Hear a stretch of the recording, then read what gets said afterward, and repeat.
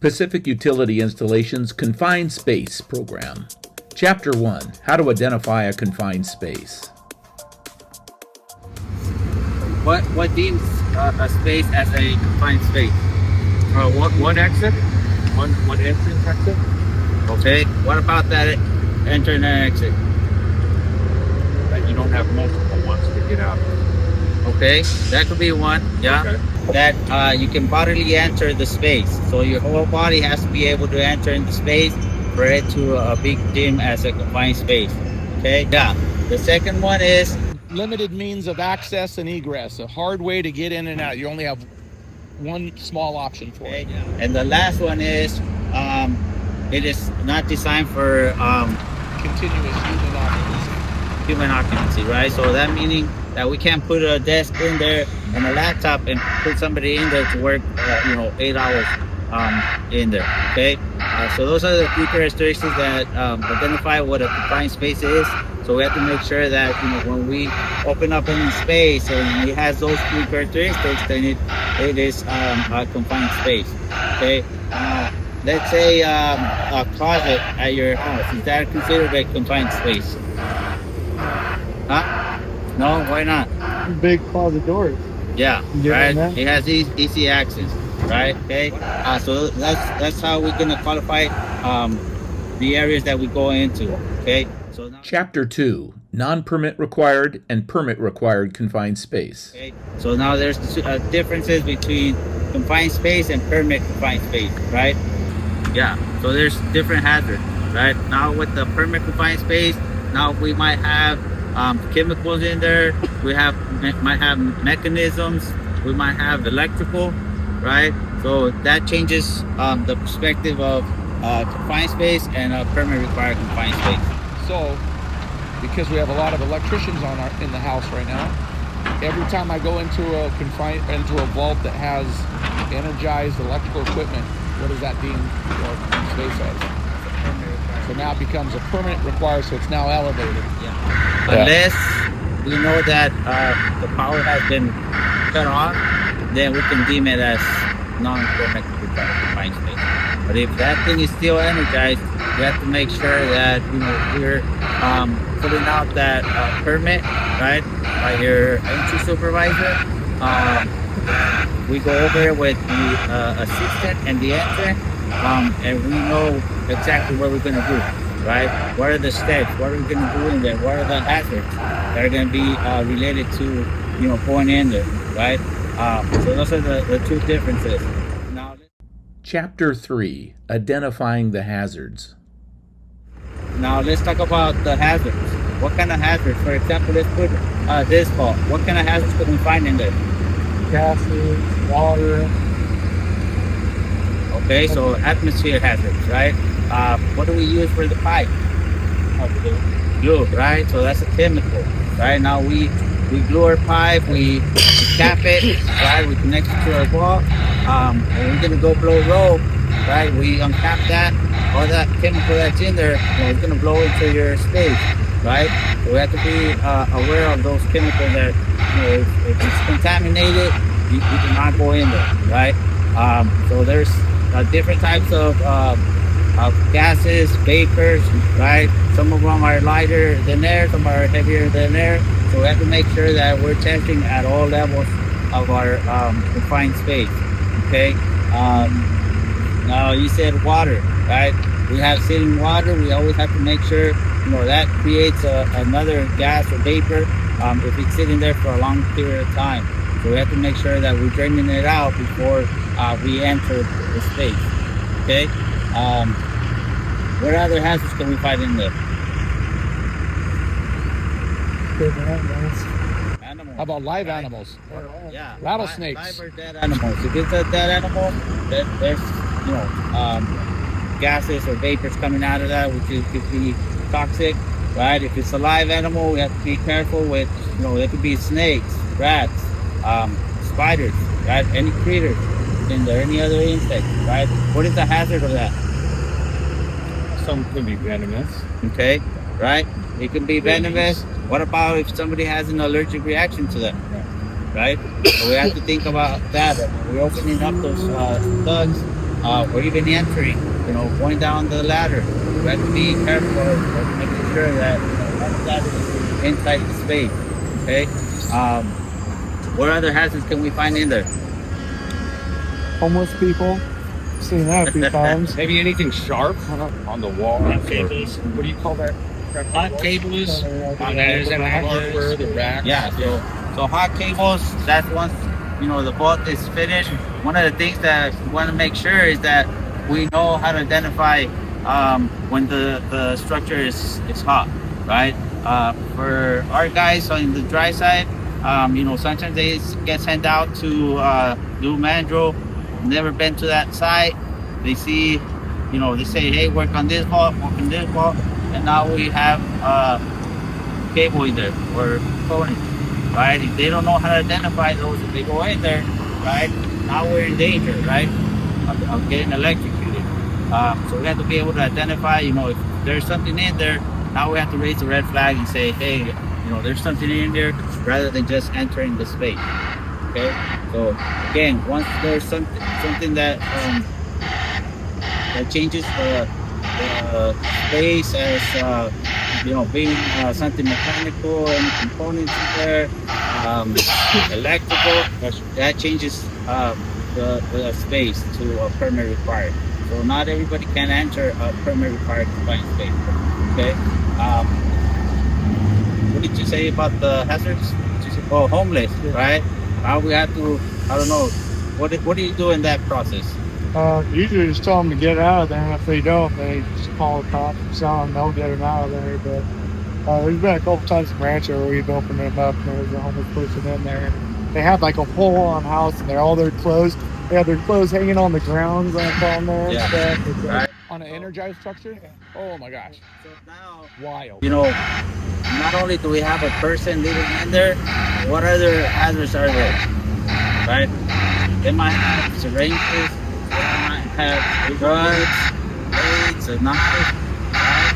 That person might not be okay in their mind if they're under the influence, right? So we have to be careful with that as well, right? I think, in that situation, we ask them, come out, or we might even have to involve the police, right? To make sure that we're staying safe ourselves, right? What other hazards can we find in there? What's around the corner?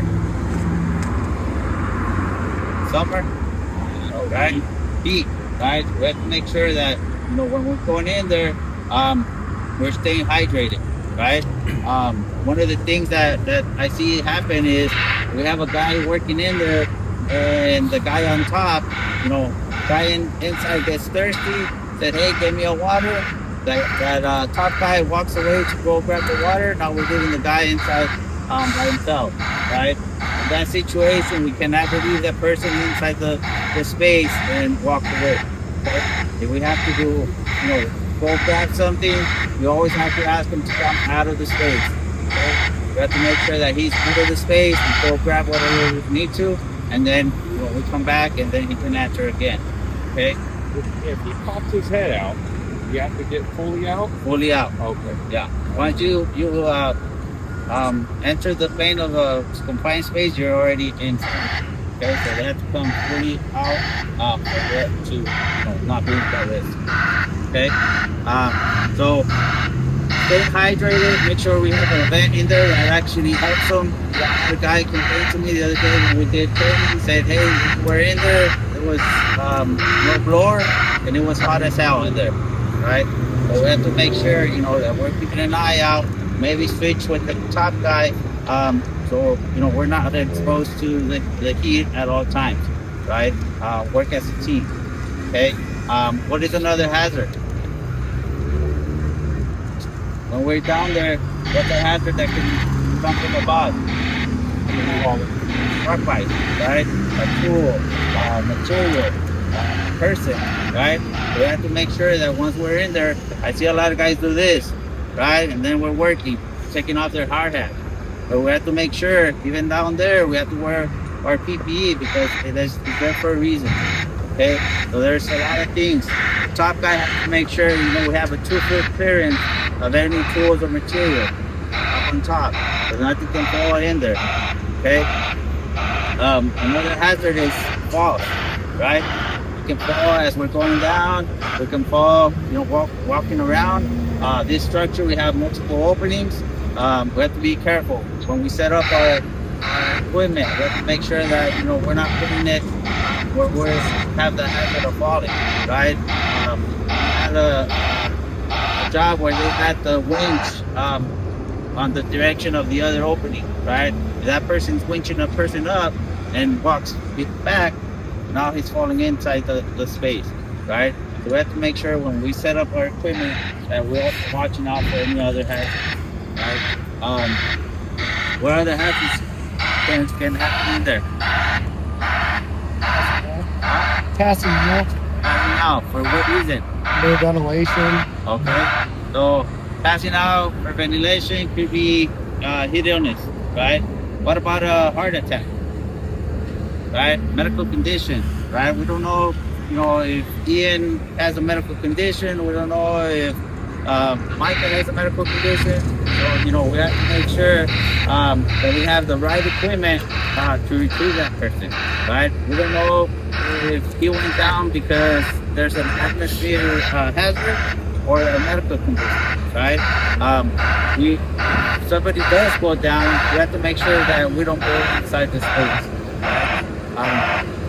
Unless, if he has a tester and we can know that it's not atmosphere hazard, then we can go in there and check on the person, right? But if he's not responsive and that alarm goes off, then we can't go in the space. Okay. So we have 2 jobs, well, actually 3 jobs, right? We have the entrant, we have the assistant, and we have the entrance supervisor, right? Entrant is going to go in there. They're going to be working, doing their job. A lot of times they're not going to have time to check their monitor. Okay. Back then, we were requesting you guys to hang the tester, right? Leave it hanging. Now we want the tester to be on the person, right?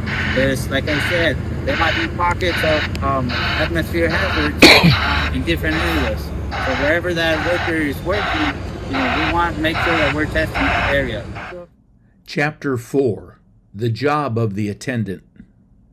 Hey, who can tell me what are the jobs of the assistant? What are they responsible for? Watching out for the guys below. Huh? Watching on the guys below. Okay, what else? The winch, of course. Okay, Sure that winch is working properly. Make sure the guys are hydrated down there. Make sure everyone's safe. Watching for everything above. okay. What about monitoring the confined space of any unauthorized entrance? Right? We have to make sure that whoever is not authorized to enter the space, they're staying away from the area, right? He's also assigned to, look for any hazards, right? If he sees something wrong, notify that person to come out of that confined space, right? We also want to make sure, that we're checking with the entrant, say, hey, Ian, can you check your monitor, right? As the entrant is working, they're not going to be checking their monitor, right? So we want to make sure that we're reminding them, hey, what's your readings on your monitor, right? We want to keep an eye on the oxygen level on our monitor, see if there's any hazards being exposed, right? So we want to make sure that, we're on top, at least every, say 15, 20 minutes, we're asking the entrant, what are you reading, right?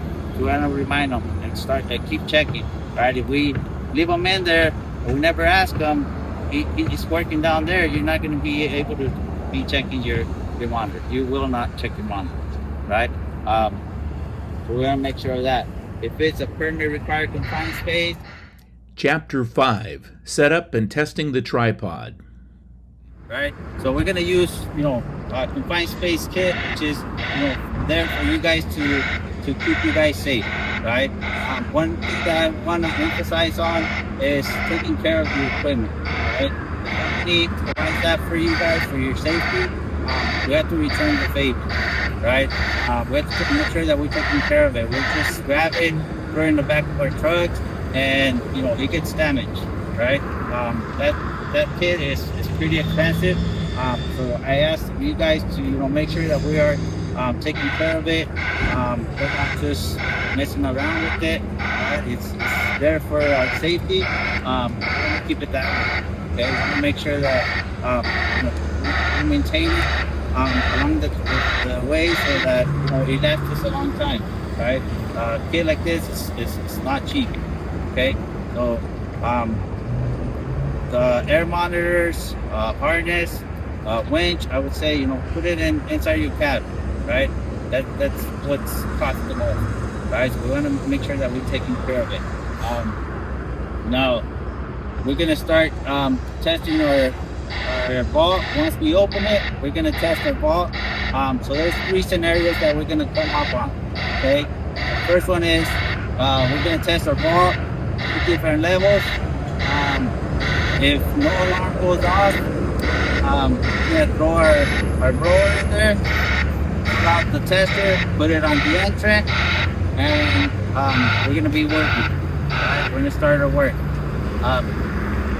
The other scenario is if the alarm goes off, we're gonna pull out our tester, put our blower, clean the air, and then retest. Okay? How long do we clean the air for? 30 minutes. Around 30 minutes, let it fan out. Okay? We retest. Right? If it's clean now, because we had that alarm go off, now we're going to use our furnace space kit, everything. Furnace, winch, tripod, everything. Okay? So if it goes off and we cleared it, now we have to wear harness. Why did it change? Why do we have to wear that now? Because there was contamination. Now we have a potential of it coming back up again. Yeah. So now we want to be tied off in case the alarm goes off. You go down, we have a way to rescue you. Okay. The other scenario is if alarm goes off, we blow it, we test again, and the alarm goes off again, and we keep doing that scenario again, blowing and testing, and if we can't clear it, we're just gonna close it up and let the super handle it. Okay, we do not go into permit required confined space that has atmosphere hazards. Okay, that involves respirators and other safety equipment that we're not authorized to. So those 3 scenarios: 1, no alarm, we're good to go. 2, we have alarm and we cleared it. Now we have to wear harnesses, tripods, set up everything. All right.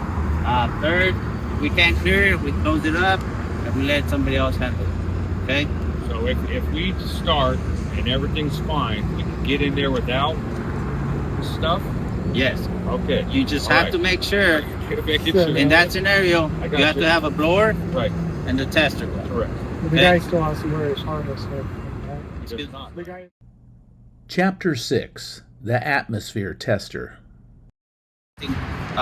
All throughout the space. So you would want to test maybe a foot off the top. Okay, you drop it in there. Use like our string line tape. Okay, so you'll drop it in there. Let it circle for about a minute. Right, make sure that it's testing the area. We're gonna drop it about the middle of your structure. Okay, drop it down there and maybe a foot off the ground. Now remember, sometimes we might have water in there, right? We didn't drain it out. You have to be careful that we don't drop this in the water. Okay, so make sure that we're keeping that in mind, right? So about a foot, another minute. If it's all good, we're gonna pull it out, put it on our entrance, right? We're gonna put it right here. Why don't we want it here? That's not where you're breathing. Yeah, not your breathing. All right, want to make sure that it's near your breathing area. Okay, that's why we want it on here. So a lot of guys will put it on here. Some of them will put it on their boot. That's not very efficient. Okay, so again, we used to want you guys to just drop it in there, hang it by a rope. Now we want you guys to wear it on your person. Okay. To make sure that we log it. Okay. This is our proof. This is our proof that we are testing the confined space. Our initial testing, we're gonna test those 3 levels. If everything's okay, we're gonna open our logbook and we're gonna sign off on it. Okay. Here is asking for location, right? A lot of vaults have numbers, right? So we're gonna put our vault number, ask for the date, the time, and then it's asking about oxygen, flammable gas, and toxic gas. So if everything's okay, we're gonna check it off as okay, and then you're gonna either sign or put your initials on here. Okay. We have to make sure that we're logging because this is our proof. If OSHA shows up or we have a fatality, they're gonna ask for this. This is how we're gonna cover our end part of us. Okay. So we have to make sure that we are logging. Now, again, if we're monitoring the entrant, this is where you can log it. Right. 20 minutes goes by. Hey, what's your readings? Right. Oh, everything's okay. We log it. Right. Why not log it? Okay. The other time that we want to log is if we go for lunch, we close up our confined space, we come back, when we open it, we have to retest, okay? And we have to retest again those 3 levels, okay? So every time that we leave the space and come back, we always have to log our testing, okay? So this is very important. A lot of times, guys are working out there, they forget to log it, okay? Doesn't help that we have everything in place. We have tripods, harnesses, testers, blowers, but we're not logging it. Right? If something goes wrong, we can't prove that we are doing our job. Okay? Very important that we start filling this out. Okay? Harness. There should be a logbook on ours. On this ones, we got to get some kind of game plan to get them with the rental. If not, we get a paper and we fill it out, right? So everybody has notepads or something. You can jot it down on there and that will be good. Chapter 7, Harnesses. On your harness, okay?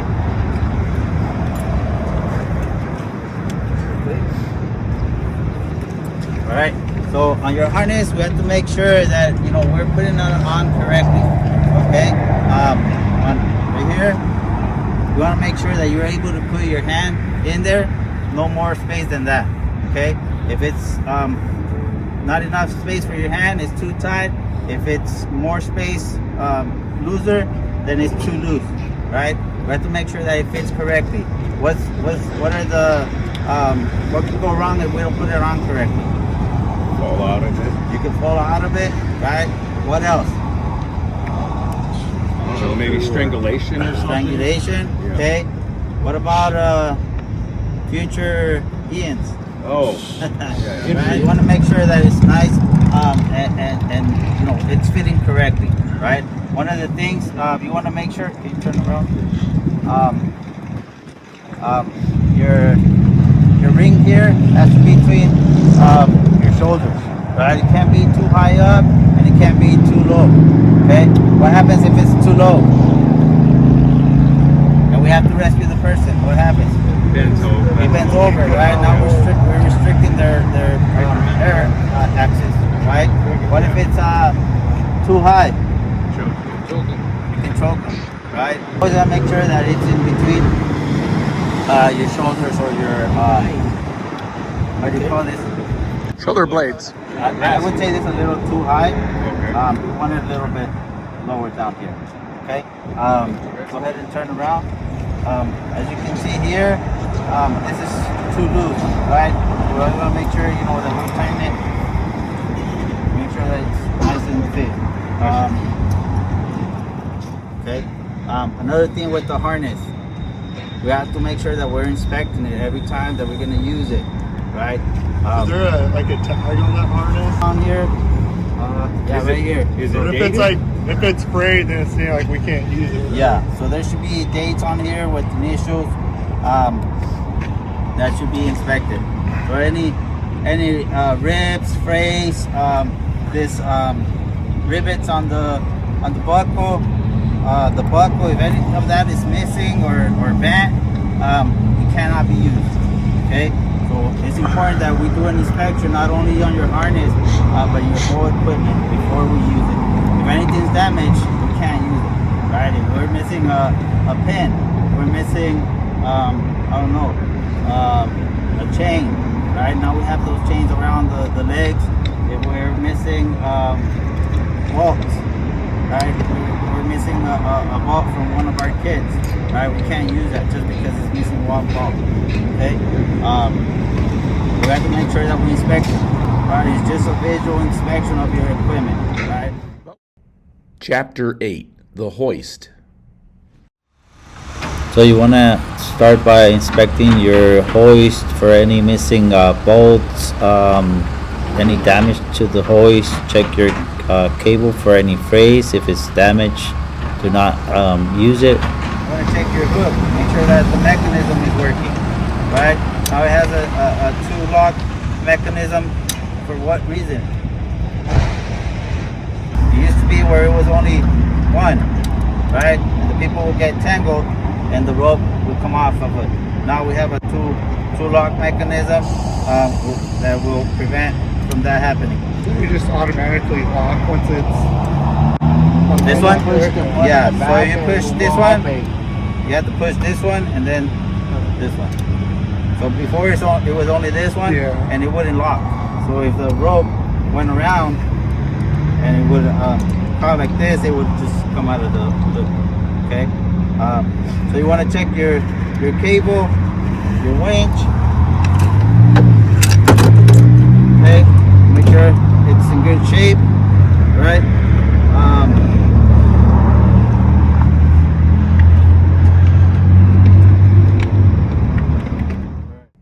Chapter 9, The Fresh Air Blower. Blowers. In the shade, away from gas or anything like exhaust that's like a running truck or something. Yeah, so we It's always not want to blown keep it away from our confined space. I mean, not from your confined space, Somewhere where it's from your gonna get generator, Clean air. right?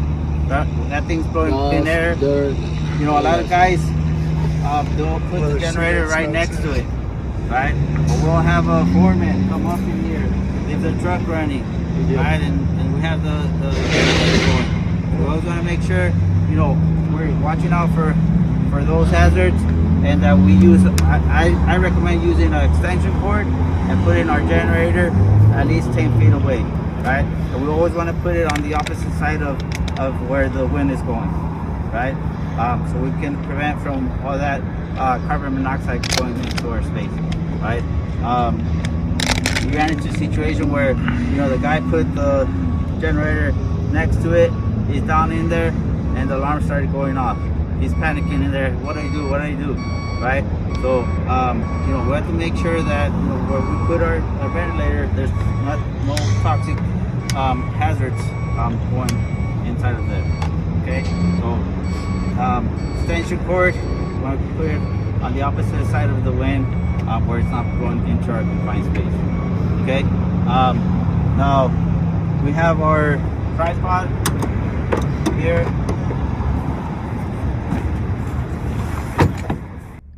Chapter 10, The Tripod. Point. We're handling a cable rope, so we want to make sure, you know, we're protecting our hands. Last thing we want is rescuing somebody and we grab that cable and it goes off. Now we have missing a finger or even a hand, right? So, you know, make sure that we're always protecting our hands. Okay.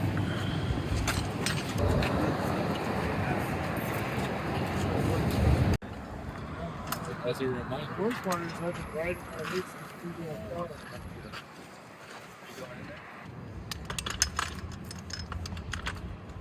That thing that's Like this?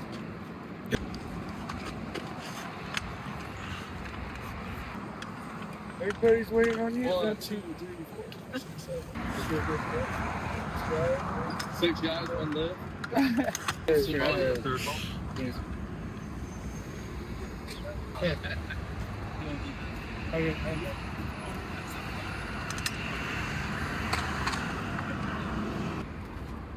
So again, it's not a one-man job, right? We have to make sure, you know, we have some help. Thing falls in the hole. Right? Yeah. I'm gonna take this whole thing off. No, it goes on. Oh, no.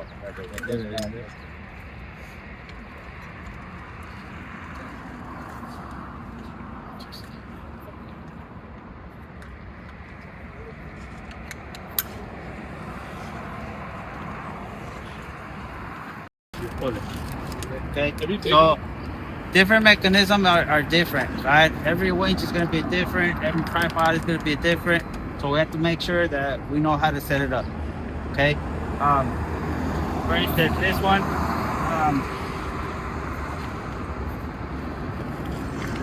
has the free play, right? Where they can walk without us giving them line, right? But why we don't want it like this as they're entering? Get caught on something. Yeah, if you fall, it's not gonna catch you, right? So when the person's entering, we want to make sure that we set it to where we have control of the line. Okay. So now we're winching them down as they're going in there. They fall, they're not gonna go nowhere, right? But we have to make sure that we don't cause tripping hazard, right? Where we're just giving them a bunch of line and the line's already on the ground and the guy's not even down there yet, right? We have to make sure that we're going as he's entering or exiting, that we're winching them up and down, right? That's the job of the assistant up here, to make sure, you know, we're watching out for that guy. Okay, once he's down there, you know, we can change it to where he has the free play, right? So he can move freely down there, right? But again, if something happens, you know, you're gonna have to work the mechanism, and that's gonna take a little more time. So, you know, however you feel more comfortable. For me, is we're giving them line, we're taking them line as he's working down there. Okay, just in case something does happen, we're already able to winch them up or down. Okay. So with the weight of the guy too, is it been pretty easy to crank up? Like say you Yeah. have like a This is is designed to opening up. Okay. Again, your tripod, inspections. Make sure everything's there. Make sure we have all the pins, the bolts, nuts, mechanism up here. Make sure that it's working properly. Your pulley here. Like again, every tripod is different. We have to make sure we know how to work it. Okay. Now we're gonna go over. What happens. What do we do if somebody does go down? Okay. If somebody goes down, right, and they're unresponsive, now we're gonna, we see somebody on the ground, we're gonna pull out their name, right? Hey Ian, are you okay? No response, right? No response, we're gonna call 911 and we're gonna start retrieving the person. Okay? We're gonna retrieve them, okay? Hopefully by that time we have somebody else that's gonna help us out moving the table around, right? Because now we don't have a ladder, right? Most of the times we already have fixed ladders, right? That's gonna be an obstruction. We want to make sure that we minimize the injury of the person as we're pulling them out. Okay? So we have to maneuver the rope as it's in there. Right? You don't want to be down here with no thugs. Something happens. You're handling this with your hands, right? We're gonna make sure we're protecting ourselves to be able to protect the other person. Okay? Once we start reaching them out, he comes out halfway. We have another guy. We're gonna grab from the straps, right? We don't want to grab them from the armpits. Why? So we're only lifting the top part of his weight, right? And we'll grab the straps. Now we're lifting from the legs up, right? So it's gonna help us easier to pull out the person. We're gonna pull him out here. He's gonna give us line. We're gonna pull him off of the confined space, bring him down to the ground, and we're gonna check for pulse, right? If he has a pulse, we're gonna wait for 911. If he doesn't, then we start first aid CPR. Okay. So we're gonna go through that process. Everybody's gonna have to rescue the dummy here. We're gonna drop him in there. Pretend he's down. We're gonna call out his name. No response. We're gonna call 911. Winch him out.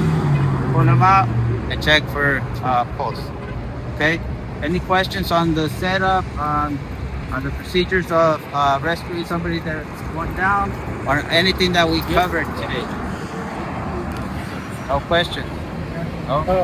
When you feed those yellow like cage turkeys, are we supposed to have those too? Yes.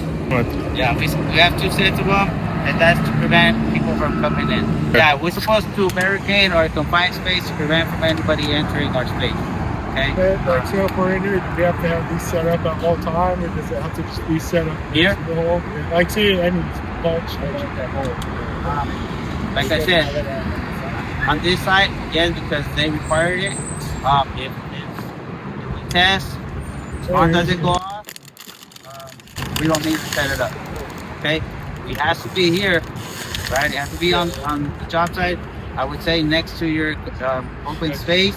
But it does not have to be set up unless the alarm goes off. Then we have to set it up and we tie it off. Okay. So those are the 3 scenarios that we talked about. Okay. For this job site, they always want us to be tied off. Okay. Put it on the forehead. Yeah. So this hazard, this harness doesn't have the D-ring up here. Ours has another one up here just in case. I see they have one on the side. Not very true. Not very convenient. Okay. Yeah. So,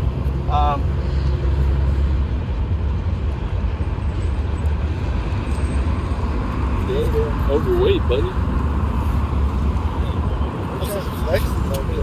one thing that we have to make sure, you check your capacity. Right? How much can this lift? How much can your winch lift? How much does your tripod can lift? Like a weight thing that's on it? That's in it 400 pounds. Maximum capacity for me. But just because this one says 400 doesn't mean your winch. Well, that's what I said. Does this have like a weight? Okay, there should be one on there. Let me see.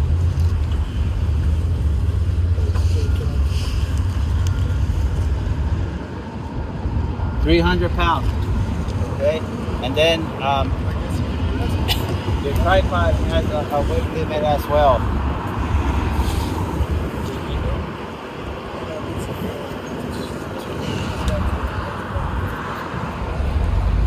I don't see it on here, but it should have a label with the weight limit on it. Okay. Chapter 11. Practice Rescue. Yeah, wait till those deers must have hit you. So you went from down. Yeah. Dixon, can you hear me?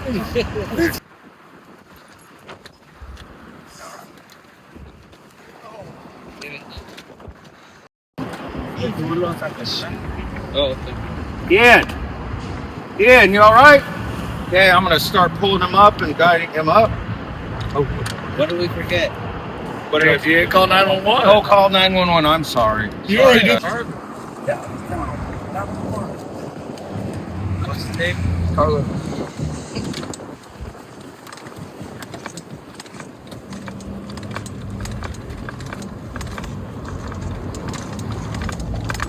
Got you, buddy.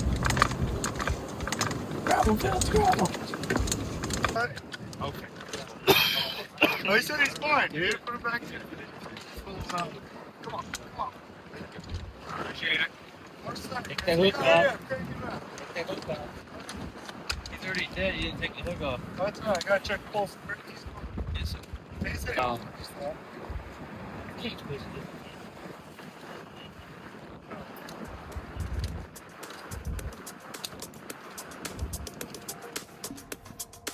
Thank you for watching. We hope you've learned something to help keep you and your coworkers safe. This training is part of the Pacific Utility University Continued Training Curriculum.